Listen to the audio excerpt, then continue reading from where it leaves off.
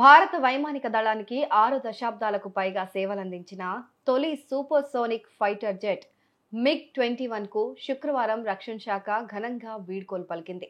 దేశానికి సుదీర్ఘకాలం సేవలందించిన ఈ యుద్ధ విమానానికి శుక్రవారంతో ముగింపు పలికారు. MiG-21 స్క్వాడ్రన్ నుంచి మిగిలిన చివరి జెట్లకు ఈ విమానాన్ని మొట్టమొదటిగా కమిషన్ చేసిన చండీగఢ్లోని ఎయిర్ బేస్లోనే అంగరంగ వైభవంగా వీడ్కోలు కార్యక్రమం నిర్వహించారు. పాంథర్స్ అని పిలిచే స్క్వాడ్రన్ నెంబర్ 23 నుంచి MiG-21 చివరి బ్యాచ్ విమానాలు చండీగఢ్లో జరిగే డీకమిషనింగ్ వేడుకల్లో పాల్గొని చివరిసారిగా యుద్ధ విన్యాసాలు చేశాయి.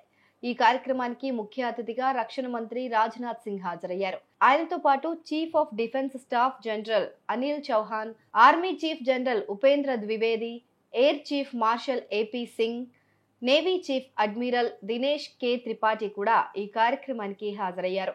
అలాగే ఈ వేడుకల్లో జాగ్వార్, తేజస్ విమానాలు కూడా పాల్గొన్నాయి.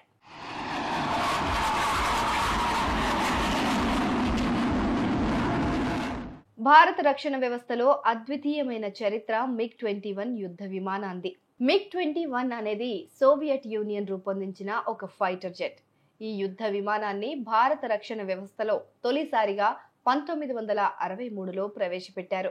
అలా భారత వాయుసేనలో MiG-21 యుద్ధ విమానం 6 దశాబ్దాలకు పైగా సేవలందించిందని చెప్పొచ్చు. అప్పటి నుంచి నేటి వరకు వైమానిక దళంలో ఇది కీలక పాత్ర పోషించింది. కీలక యుద్ధాల్లో పాల్గొని భారతదేశానికి అనేక విజయాలను అందించింది.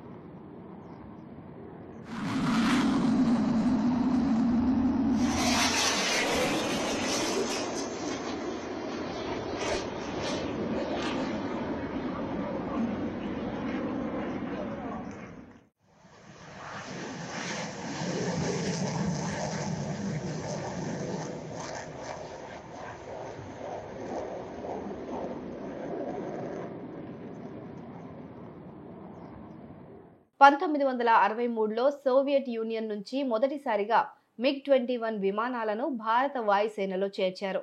ఈ విమానాలు దేశ రక్షణలో కీలకమైన ఇంటర్సెప్టర్లుగా పనిచేశాయి. ఆ కాలంలో ఇది ప్రపంచంలోనే అత్యుత్తమ యుద్ధ విమానాల్లో ఒకటిగా పరిగణించబడ్డాయి. పాకిస్తాన్తో జరిగిన 1965, 1971 యుద్ధాల్లో MiG-21 విమానాలు తమ సత్తాను చాటాయి. ముఖ్యంగా 1971 బంగ్లాదేశ్ విమోచన యుద్ధంలో ఇవి కీలక పాత్ర పోషించాయి. ఢాకాలోని పాకిస్తాన్ గవర్నర్ భవనం పైన బాంబు దాడి చేశాయి. శత్రువులకు భారత సైన్యం సత్తా ఏంటో చూపించాయి. అంతేకాదు 1999 కార్గిల్ యుద్ధం, అలాగే 2019 బాలాకోట్ వైమానిక దాడుల్లో కూడా MiG-21 విమానాలు కీలక పాత్ర పోషించాయి. స్క్వాడ్రన్ లీడర్ అభినందన్ వర్ధమాన్ తన MiG-21 విమానంతోనే పాకిస్తాన్ గడ్డపైన F-16 యుద్ధ విమానాన్ని కూల్చివేయడం ఒక చారిత్రాత్మక ఘట్టంగా నిలిచిపోయింది. ఇలా ఈ విమానాలు ఎంతో గొప్ప కీర్తిని గడించాయి.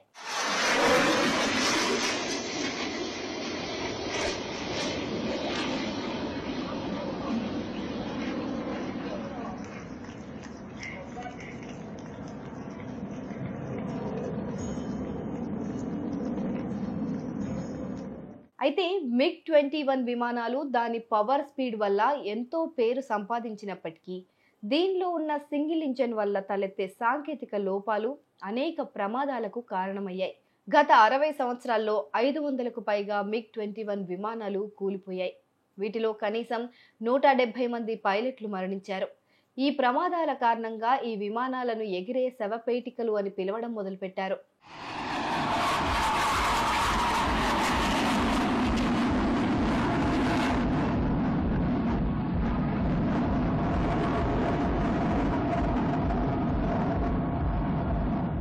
అలా 60 ఏళ్ల పాటు సేవలందించి 2025 సెప్టెంబర్ 26న చండీగఢ్లో జరిగిన కార్యక్రమం ద్వారా చివరి 2 MiG-21 స్క్వాడ్రన్లు అధికారికంగా తమ సేవలను ముగించాయి.